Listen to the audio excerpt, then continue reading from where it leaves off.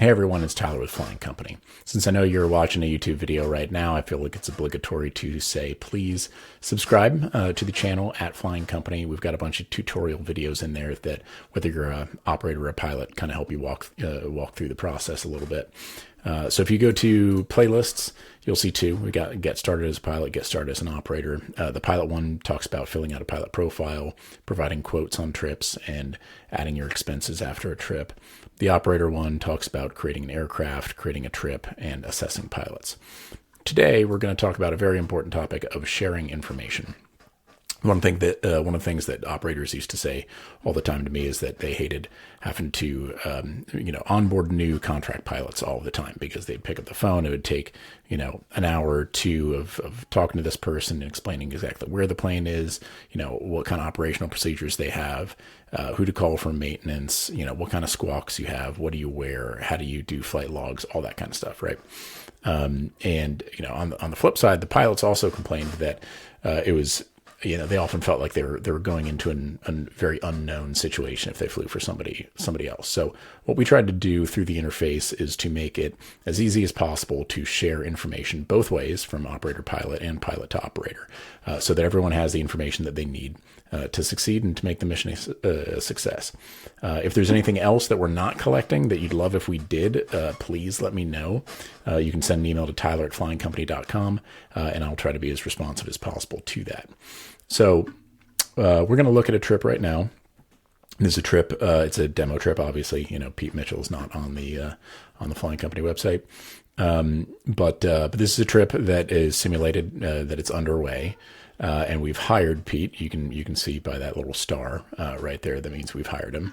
And so this is the same kind of interface that we've looked at before, but down in the bottom right corner, once you hire a pilot, this documents section gets opened up. And so this is only available to the pilot who you have hired. So it's only going to be available to one per trip.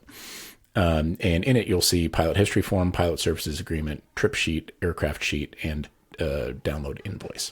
So the pilot history form is the same one that you're going to see by clicking here when you're assessing your pilots and you're clicking through everybody. And that is, this screen right here, right? So you can have all this information in a standard format ahead of time. You can send this off to your insurance broker if you need to.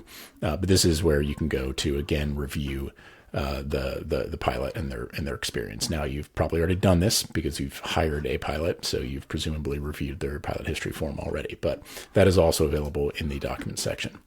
Now, if we go to the pilot services agreement, this is the signed pilot services agreement that's signed by both parties when you enter into this agreement and you hire a pilot through the website. So as you'll see, the information about the operator and the pilot has already been pre-populated in there, as well as the trip dates, the tail number, the serial number, and the type of aircraft. Everything it's pretty standard. If anyone has any suggestions, again, I'm open to it. Please send me an email. And then it's signed by both parties down at the bottom. The next document is the trip sheet, which, itinerary, right? Same kind of thing. But this is great for a pilot to be able to download this as well, so they can reference it throughout the trip. Now, of course, itineraries change, and that's fine. But it's great for pilots to really have a good idea of what the interim steps of the trip are, as opposed to just what the origin and the final destination are.